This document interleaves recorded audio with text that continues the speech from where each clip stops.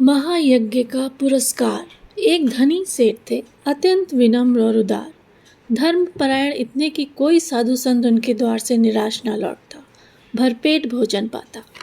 भंडार का द्वार सबके लिए खुला था, जो हाथ पसारे वही पाए।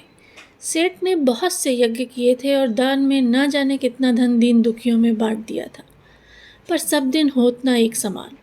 अकस्मात दिन फिरे और सेठ को गरीबी का मुंह देखना पड़ा।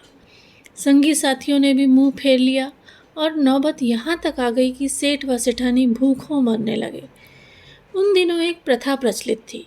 यज्ञों के फल का क्रय विक्रय हुआ करता था। छोटा बड़ा जैसा यज्ञ होता, उनके अनुसार मूल्य मिल जाता।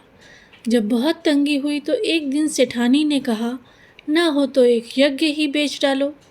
सुनकर पहले तो सेठ बहुत दुखी हुए, पर बाद में अपनी तंगी का विचार कर एक यज्ञ बेचने के लिए तैयार हो गए। सेठ के यहाँ से 10-12 कोस की दूरी पर कुंदनपुर नाम का एक नगर था, जिसमें एक बहुत बड़े सेठ रहते थे। लोग उन्हें धन्ना सेठ कहते थे। यह अफवाह थी कि उनकी सेठानी को कोई दैवी शक्ति प्राप्त है, जिससे वह तीनों लोगों की बात जान लेती है। धन की उनके पास कोई कमी न थी। विपदग्रस्त सेठ ने उन्हीं के हाथ एक यज्ञ बेचने का विचार किया। दूर की मंजिल थी, सो सेठानी जैसे तैसे पड़ोसी से थोड़ा सा आटा मांग लाई और रास्ते के लिए 4 मोटी मोटी रोटियां बना पोटली में बांधकर सेठ को दे दी। सेठ बड़े तड़के उठे और कुंदनपुर की ओर चल दिए। गर्मी के दिन थे। सेठ ने सोचा कि सूरज निकले जब तक जितना रास्ता पार कर लूँ उतना ही अच्छा है। यह सोचकर वे खूब तेज चले, लेकिन आधा रास्ता पार करते करते धूप में इतनी तेज़ी आ गई कि चलने में कष्ट होने लगा। पसीने से उनकी सारी देह लथपथ हो गई और भूख भी सताने लगी।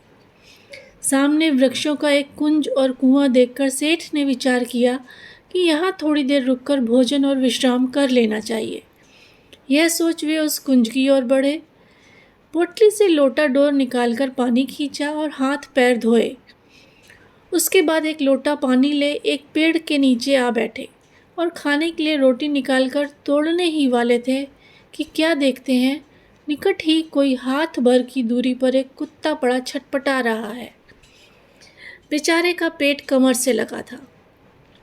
सेठ को रोटी खोलते देख वह बार बार गर्दन उठाता, पर दुर्बलता के कारण उसकी गर्दन गिर जाती थी। यह देख सेठ का हृदय दया से भर आया।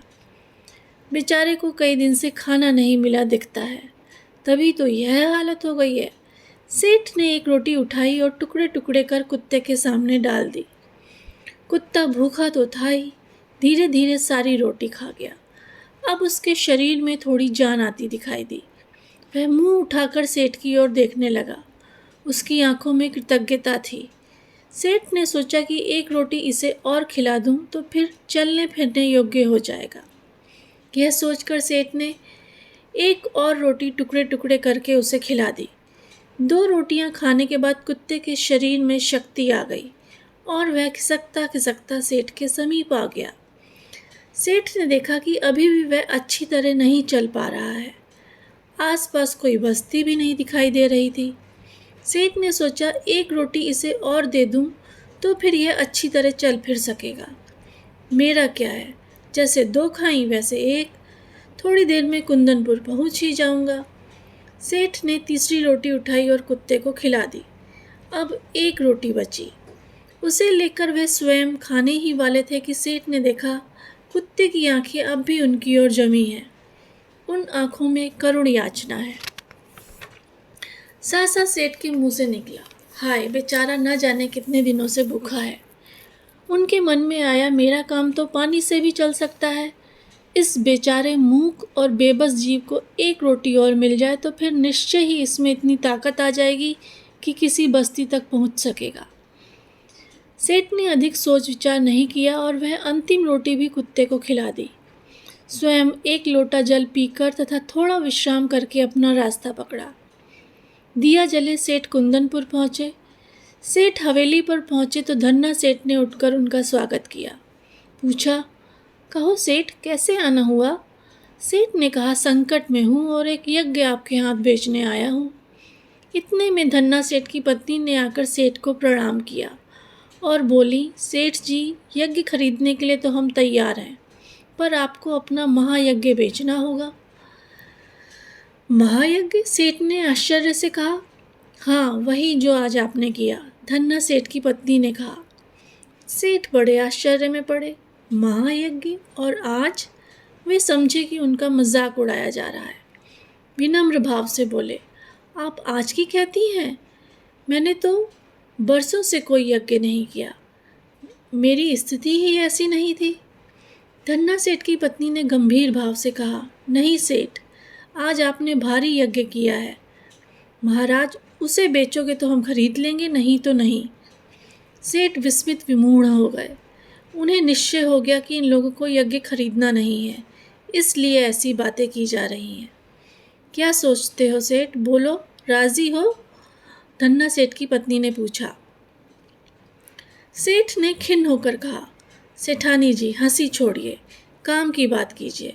बरसों से मैंने यज्ञ नहीं किया, आप आज की कहती हैं?